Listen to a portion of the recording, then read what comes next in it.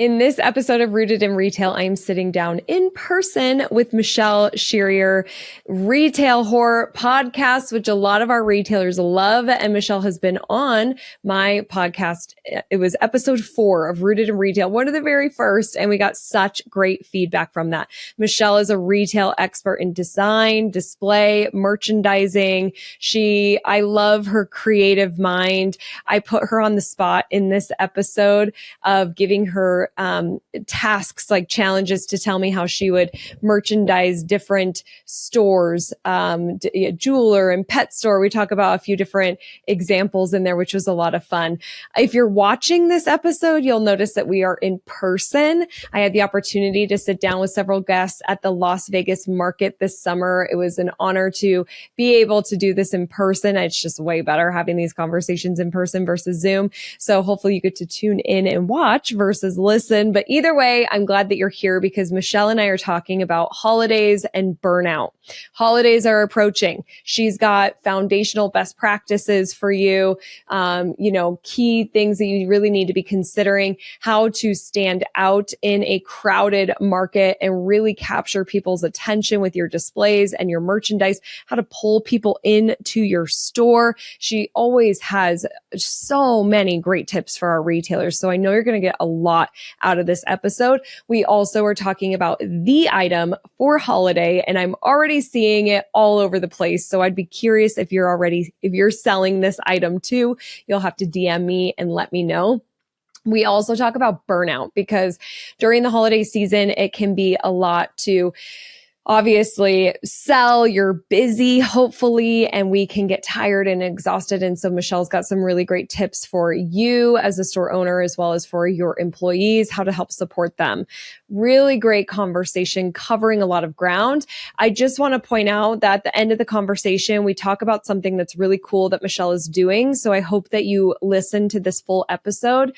To just give you a quick heads up about it, you really should be following her Instagram account, MC Design Collaboration, M as in Mary, C Design Collaboration, because she is doing reviews on people's submitted pictures of their displays and giving advice and saying things she likes or what she'd do different. You could submit your own photos. It's definitely something you're going to want to follow along. You'll learn a lot from Michelle through this. And I think it's one of the coolest things I've seen people do on Instagram to really connect with their community.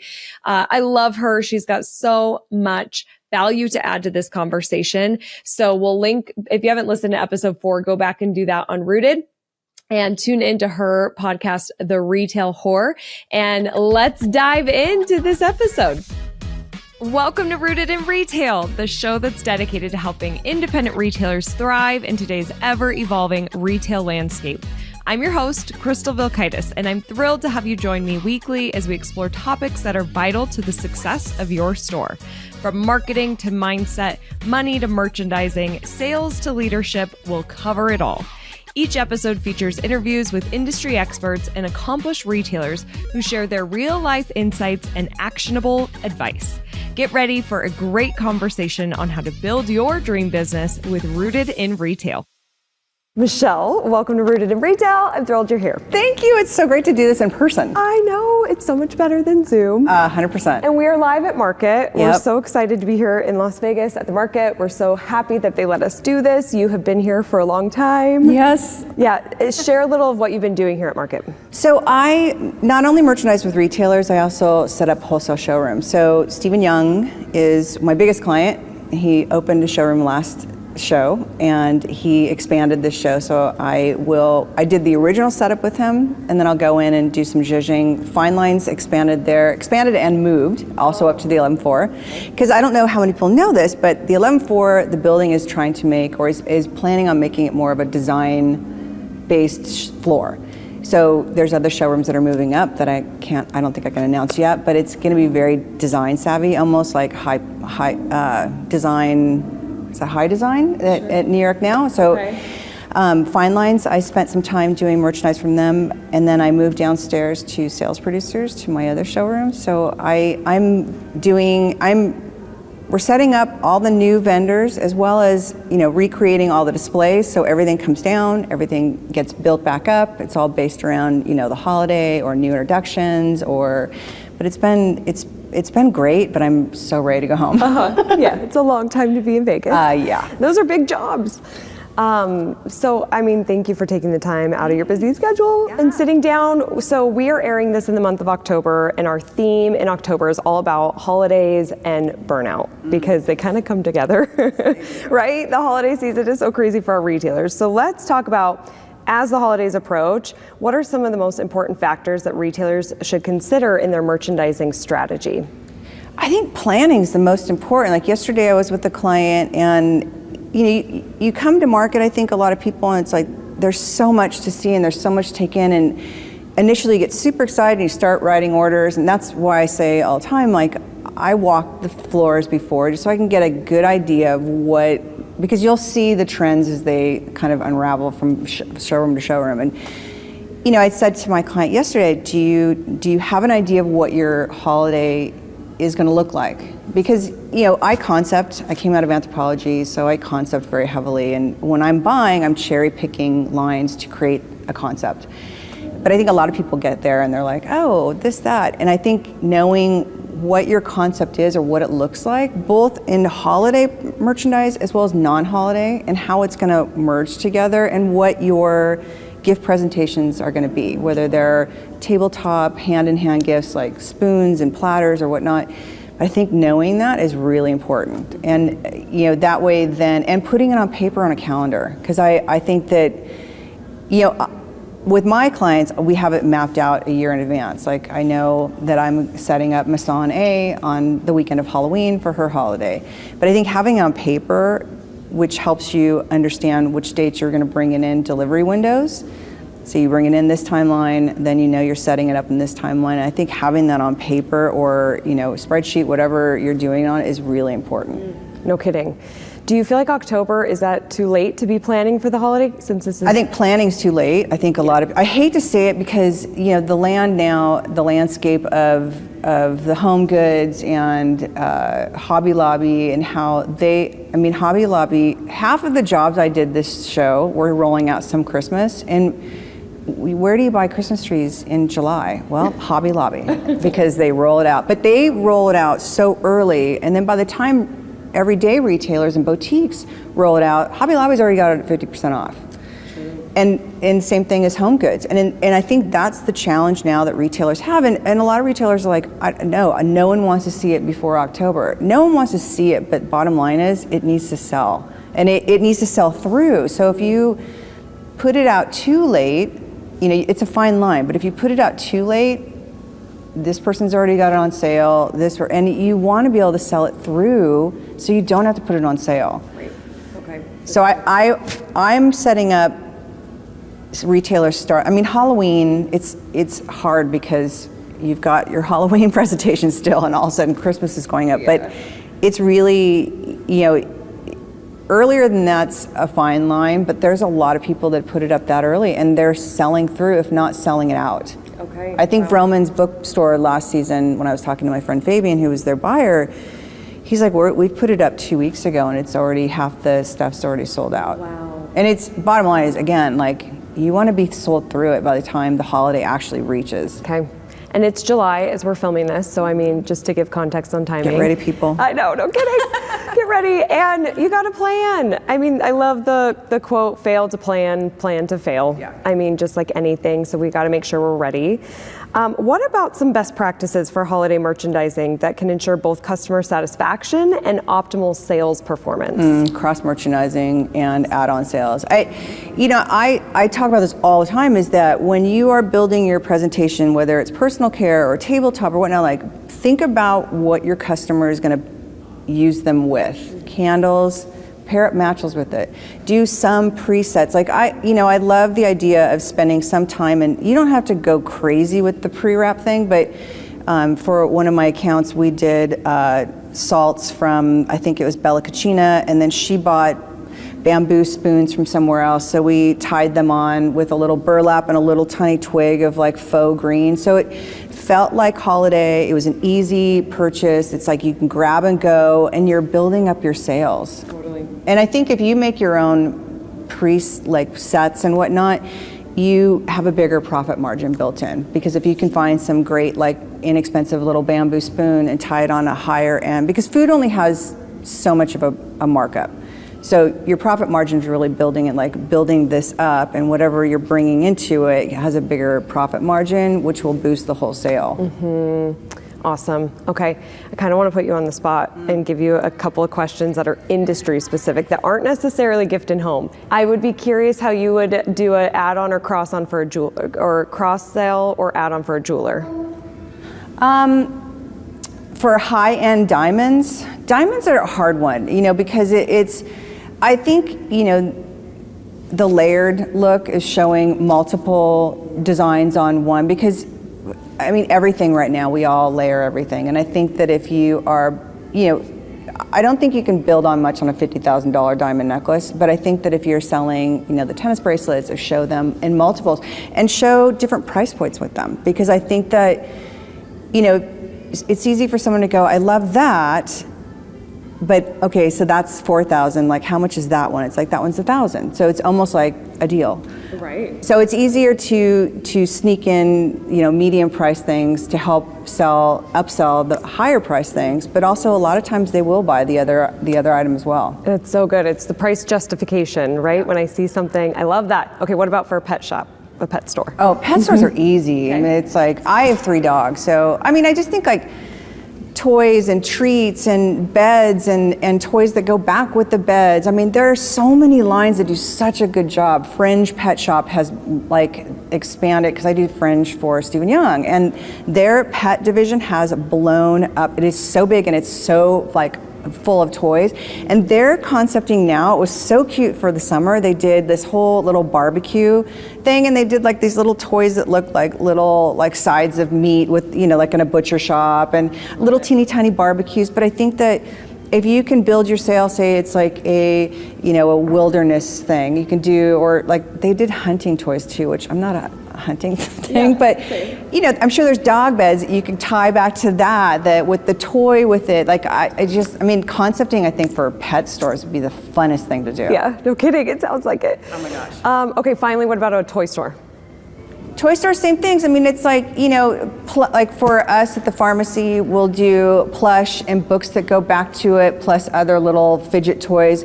We build really big stories. Erin was doing, because it's my last season with Burt's Pharmacy, which I've been with them for 7 years, and it's like this weird, sad thing, but I have to really stand back now, because it's really Erin's show. So, she's building concepts as I trained her.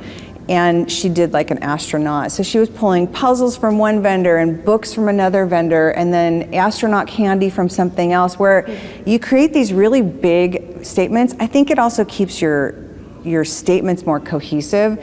So it's not like I have somebody that's like, I want to do those crystal soap rocks. I'm like, it's a hard one, because if you don't have a personal care department, what is it going back to? And what happens is, when it doesn't have a strong concept to go back to, it floats miscellaneously throughout your store, and all of a sudden it's like, why is this not selling? Because there's nothing for the customer to tie it back to. I love this soap rock. What you want to feed them, whole concepts. Look at all this amazing stuff that you can get. And toy stores are the best, because there's so much things that you can build in together with it, between plush and books and games and whatnot. Oh, I love it. Okay, thanks for doing that. We went off script. That's all right. I love off script. I don't do any pre-questions in the podcast, so I get the tables turned on me. I love it. I love doing that.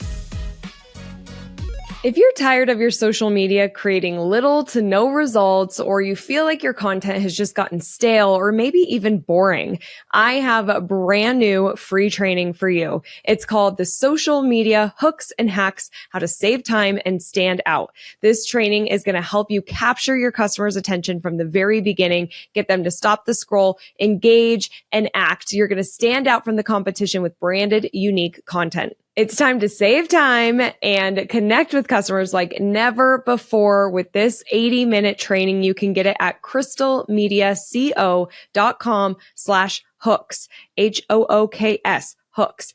Don't delay. Watch this training. It's going to transform your content. You're going to love it. Enjoy. Okay, how can retailers differentiate themselves during the holiday season in terms of their merchandising efforts to stand out in an overcrowded market? I think concepting. I think, again, the stronger that you merchandise and the customer walks in, because you have 30 seconds to wow somebody, and a lot of times people shop from the door and they're like, you have your customers that obviously are going to be coming to you no matter what.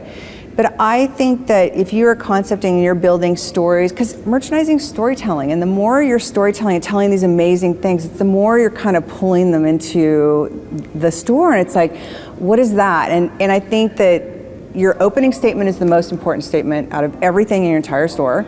It's what your customer sees walking by, front door. It's the first thing. It sets the stage. It's something that's so important, whether it be a concept that you're rolling out or just, for the showrooms, it's always the opening statement is always the ta-da moment. And that's what literally reels people in. So I think that having strong concepts and having very strong opening statements that gets your customer in the door from, as they're walking by, or because it's that wow moment. You want people to walk in and be like, oh my God, this is amazing. And then, continue to pull them. But I think the strong concepts is really important. Mm-hmm. Well, and I, of course, because I'm in social media, I see that being such great social content because it's all about storytelling. Mm-hmm. And so you build that within the store, and then you're also using that as content for social. Yeah. I think also when you have those wow moments, it makes the customer take the picture and they're sharing, they kind of become this viral sales soldier for you. So it's worth taking that time. I just feel like the consumer has so many choices now, and there's a lot of convenience online, and so for us to really capture that attention, we have to put some effort into it. I think also is that customer service is a very obviously a large part of it, but it's because I hear the Amazon thing all the time, and it's the wholesalers have the same thing with Faire and some other platforms, right. And it's but I think that your customer service and how you treat your customers and how you wrap it, like Nathan's in Oakland, Nathan's wrap jobs are incredible. And it's he has a team of kids that come back every season. They're in a back table, they wrap these amazing, but that is literally not just the merchandise, but it's literally why people go to him, because it's beautiful wrap job. And I think that between your merchandising, the products you sell, your price points, your customer service is equally as important to all that. And for the stores that say don't take pictures of me, because it is a peeve. Fred Siegel used to say no photos in the store, which okay, I never agreed with it, but now in a world of social media, there's still showrooms here that say no photos. It's because people knock people off, but you're cutting yourself off from a customer being able to share.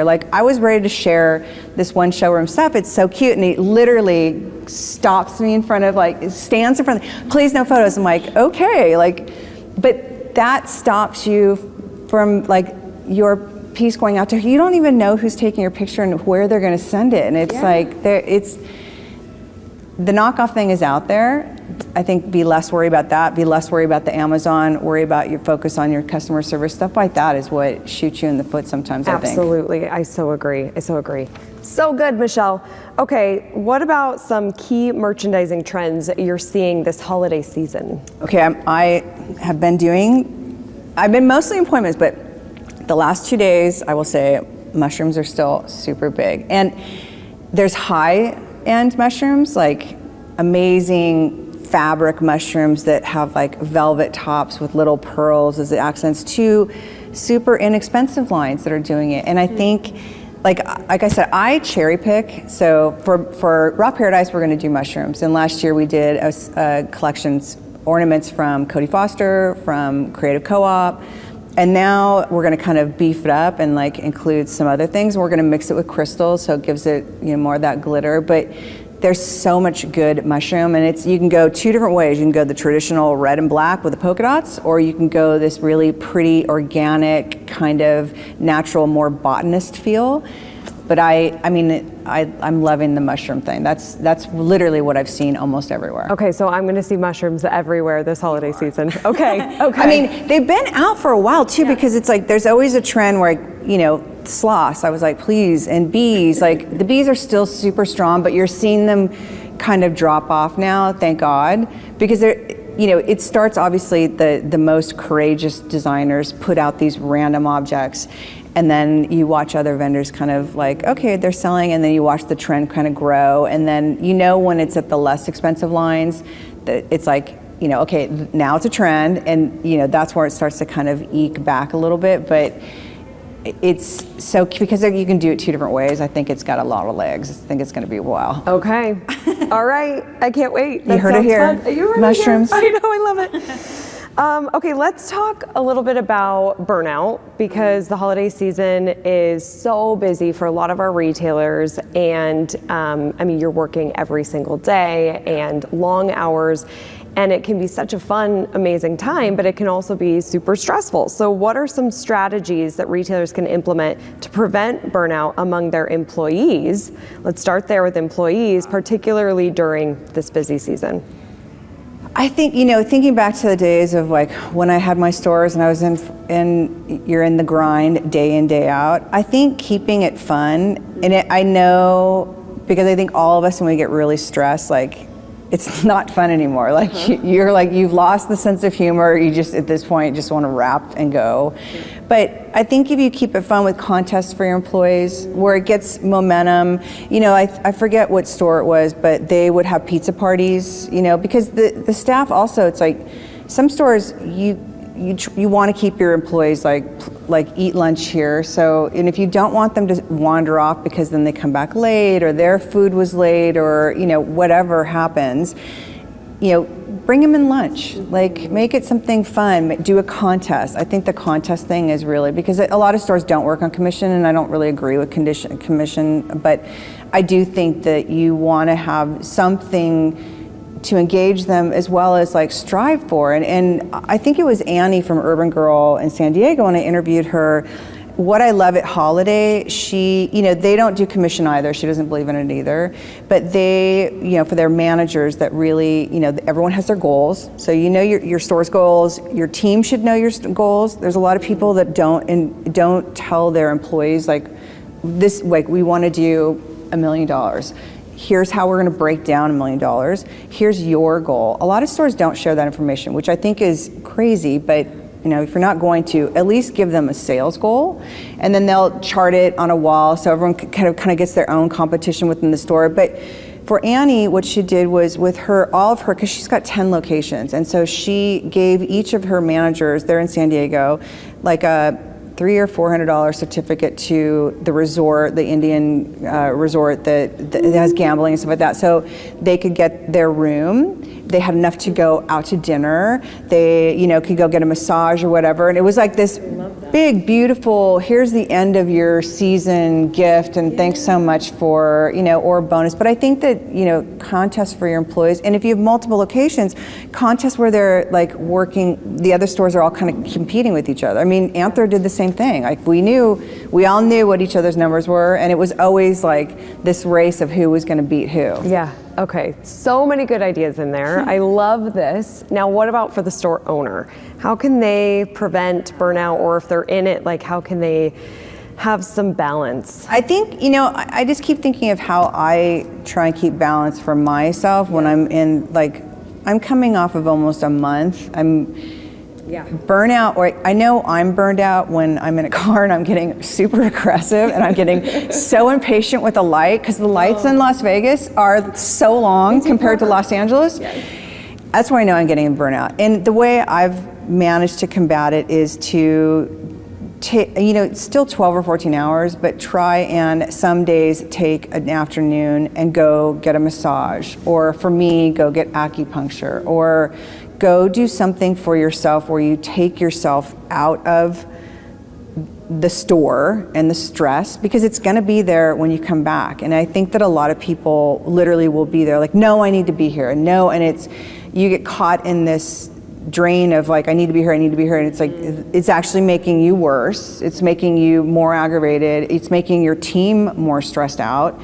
Is to take that time for yourself, go get a massage, go get a foot massage, go watch a sunset with your husband or spouse, and have a glass of wine. Like, whatever it is, take time for yourself, because if you don't, you'll literally go down for here, I had a moment where we were doing a display, and there's always a moment where you cry. And now all the owners know this, that you're doing something, and it's the dumbest thing that makes you break down. And for me, it was a display that was supposed to hold weight, and it didn't hold weight. And it was like, oh my God, my husband, who's my contractor, is leaving tomorrow. Like, I have to fix this, because if I just broke it, for sure, the reps are gonna load it up and it's gonna break in the middle of show, and then it's my responsibility. And I had my meltdown. And I told my husband, I'm like, I'm gonna go get a massage. And there's this place here that's in California also called the Now, and they don't play pan flute. They only play the sound of loud crashing waves.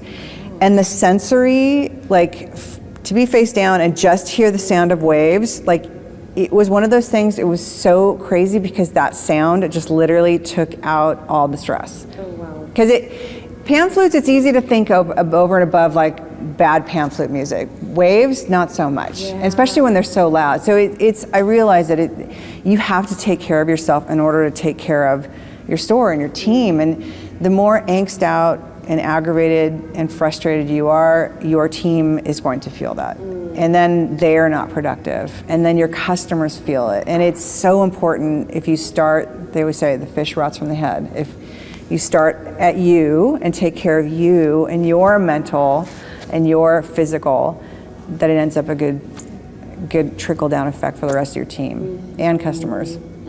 So good. Michelle, what final advice do you have for our retailers during the holiday season? God, enjoy it. Like, I'm the weirdo that starts playing Christmas music in like October, partly because I have to do setups and I have to be into it, but I really try and step back and enjoy the season, because it's a season that I technically should hate, because my setups go from setting up Christmas in retailers to setting up gift show, but I literally will like try and take the time of going to see a light show and going, try and go out and same thing, have a cup of cocoa with my husband and watch sunset, or just bundle up and take a walk. But try and enjoy the season and try and just take it in, and again, just take care of yourself first. Love it. Now, I want you to share what you're doing on Instagram with retailers submitting pictures and you're critiquing, because I think this is one of the coolest things that you are doing that I've seen somebody do with Instagram. So will you please talk about it? Yeah, it's funny. One of our followers actually pitched it. She said, I think a great idea to do reels is to have people send in pictures of their stores and you critique them. And Breegan Jane, I've been watching her do it with somebody's remodel, and it was kind of there, but when she threw this up there and simultaneously, it was crazy. One of the stores sent me a picture. Hey, I know you're really busy. I hate to ask this. Do you mind giving me some advice on this display? And I said, it's obviously the universe is telling me I need to do this, because it was so kismet that the two things had nothing to do with each other, yet were the exact same thing. So we've been asking people, send a picture of your store, whether it's your floor plan or a display or a window, and I asked, let me know what your frustration is. I don't want to give just my unbiased opinion. I'd rather know, like, what is your frustration? What is it you're not going to, people aren't shopping this? Because I can walk through a store on a Zoom call and see exactly, like, I was on a Zoom call the other day, I'm like, do you have trouble getting people that backspace? And they go, yeah, they get here and they just turn around. I'm like, because you have a giant blockade. So tell me what your frustration is. Tell me what is not working. Tell me, what you feel like you're missing, and then I can look at it. Because I'm not here. I don't want to bash people's displays. It's really about helping retailers, and it's things that not all of us see. Like the one from the other day was, she had a bookcase and there was so much negative space, because it's a bookcase that only holds so many shelves and it's staggered. So if you have shelves here, you can't do one here. It's really odd. So you end up with these weird, giant negative spaces. And you put something on a whatever thing and it's holding it up and it's still, all you see is negative space. So to go in and say, I would use bigger risers, start with larger items at the bottom, because your weight of a display is heaviest on the bottom and it gets smaller at the top. And when it is smaller, use like bigger risers to give it some, and then use mirrors in that negative space, because mirrors will end up making it look like there's more. So we're asking pictures, again, your window or an opening statement or your floor plan or whatever it is, to send it in. You can DM me or you can email us at MC Design Collaboration, or you can send it through DM through both the Retail Horror Podcast or MC Design, and just tell me what your frustration is, and we're doing reels and we're going on and we're talking about it, and it's been really fun, and I can't wait for it to keep going. Totally. And even if you're not submitting a photo or video, go follow Michelle and hear what she's saying from other people. I mean, you're going to create so much content on and see what other retailers are doing and how you would critique it. And then this is also your opportunity to get some advice from an expert. For free, which I just love so much. So we'll link to all of that. Thank you for helping support our retailers. Now, you were one of my very first podcast guests for Rooted in Retail, like episode 4 or 5. We're gonna link to it because you've already done the resilience round.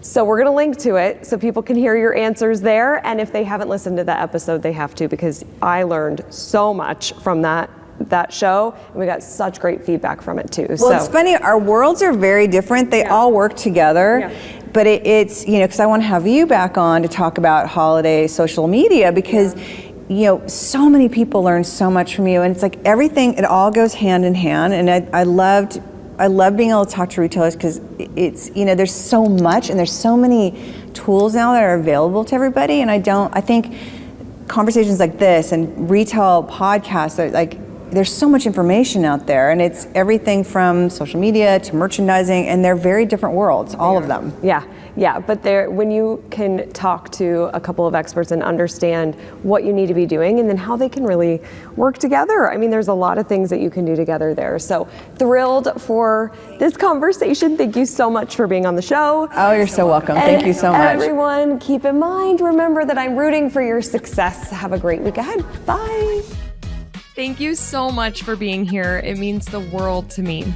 Don't forget to join the Rise and Shine newsletter, which is social media news you need to know, sent via email every Monday morning. Go to crystalmediaco.com/rise to join. And don't miss the newest episode of Rooted in Retail, which drops every Sunday morning.